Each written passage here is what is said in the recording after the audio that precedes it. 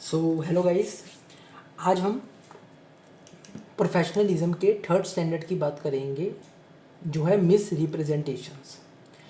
Miss representations में क्या है? Members and candidates must not knowingly make any misrepresentations relating to investment analysis, recommendations, actions और other professional activity. इसका क्या मतलब है? इसका ये मतलब है कि अगर कोई कोई भी इंसान है, कोई भी प्रोफेशन में अगर वो कोई गलती कर रहा है, कोई फ्रॉड कर रहा है या कोई नॉलेज जो जानबूझ के मतलब कोई भी गलती कर रहा है, कोई अकाउंटेंट है जो अकाउंट्स को मैनिपुलेट कर रहा है ताकि कंपनी के प्रॉफिट्स को बढ़ा सके, या फिर कोई मैनेजर है जो अपने से अंडर एम्प्लॉय का बेनिफिट उठा रहा है ताकि अपनी जॉब बढ़ा सके। सो उस सिचुएशन में मिस रिप्रेजेंटेशन वायलेट होता है।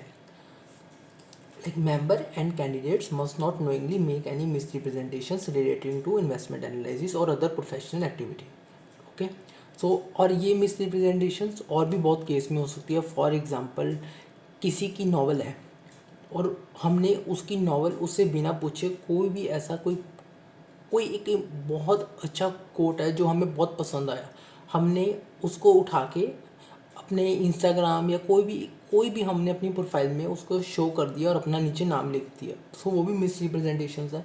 सो ऐसे कोई भी सिचुएशन, जैसे कि हमने एक और एग्जांपल देता हूँ, जैसे कि हमने कोई ओपिनियन दी कि अभी तो इंटरेस्ट हमारा, अगर अभी हमारे पास कंपनी में इन्वेस्ट करोगे तो 20% है, बट विद इन 6 मंथ 40% चला जाएगा रिटर्न, तो आप अभी से इन्वेस्ट करना स्टार्ट कर दो। सो ऐसी एक्टिविटी जो हम परफॉर्म कर रहे हैं जो फ्यूचर का, जिसमें कोई प्रिडिक्शन हो ही नहीं सकती, या कोई अभी से गलती कर रहे हैं, तो वो मिस रिप्रेजेंटेशंस हैं और उसमें हम थर्ड सी स्टैंडर्ड वायलेट कर रहे हैं। Now recommendations for member: prepare a summary of experience, qualifications and service a member is able to perform। Recommendations वही जो मैंने आपको पहले भी बताया था, इम्पॉर्टेंट नहीं है, मतलब अगर हमें फॉलो करना चाहिए, बट अगर हम नहीं भी कर रहे वायलेट नहीं हो रहा मिस रिप्रेजेंटेशन। सो फर्स्ट में वो क्या बता रहे हैं?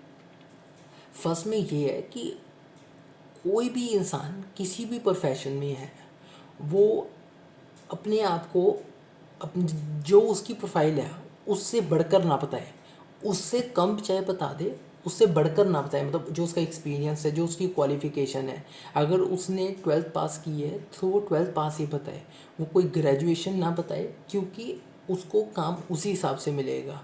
सो अभी वो बता दे या अभी वो ना बताए, उससे ये थर्ड सी वॉयलेट नहीं होगा। बट अगर उसकी इस प्रॉब्लम के कारण फ्यूचर में कुछ कुछ ऐसी प्रॉब्लम्स हो जाए, या कुछ ऐसे मैनिपुलेशंस हो जाए, या कुछ ऐसी गलतियाँ हो जाए, सो उस मिस रिप्रेजेंटेशंस के कारण हम जो कहेंगे कि थर्ड सी वॉयलेट हो सकता है। सो फ्यूचर बेनिफिट के कारण अगर वो अभी से जो उसकी प्रोफाइल है उतना ही बताए तो बढ़िया है, वरना धीरे धीरे कुछ ना कुछ गलती हो सकती है। So prepare a summary of experience, qualification and service a member is able to perform. बढ़कर ना बताए, जितना है उतना बताए या उससे कम बताए, ताकि उसको काम उस हिसाब से मिल जाए। लाइक एक अकाउंटेंट है, अगर एक अकाउंटेंट है वो कंपनी में ये बोल दे कि मैं सीए हूँ, जस्ट इमेजिन उसने कंपनी में बोल दिया सीए हूँ और कंपनी ने उसके बारे में नहीं देखा और वो सीए नहीं था, बट उसको काम सीए का दे दिया, जिसके कारण कोई मैनिपुलेशंस हो गई या कुछ हो गई। ये एक्चुअली पॉसिबल नहीं है, बट मैं एक एग्जांपल दे रहा हूँ कि ऐसा कुछ हो जाए जिसके कारण मैनिपुलेशंस हो जाए। सो अभी उसको कंपनी ने रख लिया तब कोई फ़र्क नहीं है, बट फ्यूचर में अगर उसके कारण कोई प्रॉब्लम क्रिएट हो रही है तब ये स्टैंडर्ड वॉयलेट होगा। Second, encourage employers to develop procedure for verifying marketing material provided by third party considering their capabilities, product and services। इसका क्या मतलब है? मैंने जैसे आपको बोला था कि अगर आप कोई कंपनी है या आपकी कोई कंपनी है, आपकी एक इन्वेस्टमेंट कंपनी है, आप बोल रहे हो इन्वेस्टर्स को कि अगर आप हमारी कंपनी में इन्वेस्ट करोगे तो अभी 20% है, विद इन 6 मंथ 40% मिल जाएगा। आप ऐसा कुछ नहीं बता सकते, क्योंकि अगर हो भी जाएगा तो फ्यूचर की प्रिडिक्शंस हैं जिसका, और हम अपनी ओपिनियंस नहीं दे सकते। ऐसे में स्टैंडर्ड वायलेट हो रहा है तो हम नहीं कर सकते।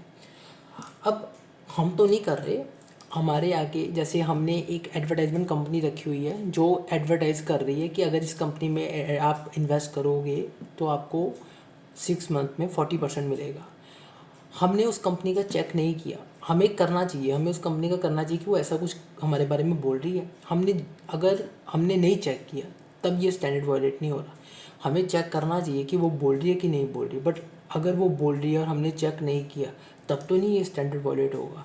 बट उनके ये बोलने के कारण अगर कोई प्रॉब्लम क्रिएट हुई तब ये स्टैंडर्ड वायलेट होगा, क्योंकि हम ऐसा ओपिनियन नहीं दे सकते जिसके चांसेस बहुत ही कम है। सो ऐसे सिचुएशंस में अभी तो नहीं पर कभी वायलेट होगा standard. Third, site the sources of any summaries of material provided by others.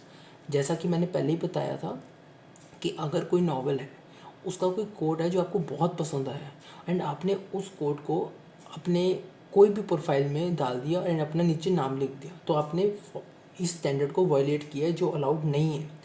But अगर आपने उस जो पोएट है या जिसकी वो बुक है, अगर आपने उससे परमिशन लेके अगर वो डाला प्लस उसका ही नाम डाला प्रोफाइल में, देन कोई फ़र्क नहीं, देन ये स्टैंडर्ड वायलेट नहीं होगा। बट अगर हम किसी का कोट ना ही डालें तो बढ़िया, बट अगर हम डालेंगे प्लस उससे परमिशन लेके देन कोई फ़र्क नहीं। Fourth, keep copies of all record used in preparation of research reports.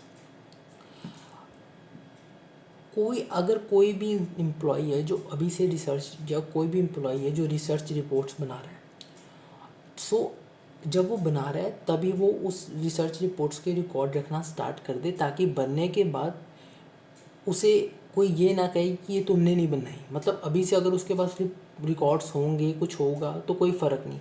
Future में अगर उसको कोई प्रॉब्लम आ गई और उसके पास रिकॉर्ड्स नहीं हो तो वो उस प्रॉब्लम का हल नहीं निकाल सकता। तो उसे उस रिकॉर्ड्स की अभी से कॉपी रखनी चाहिए जब वो रिपोर्ट बना रहा है, ताकि फ्यूचर में जब रिपोर्ट बन जाए तो कोई फ़र्क ना हो।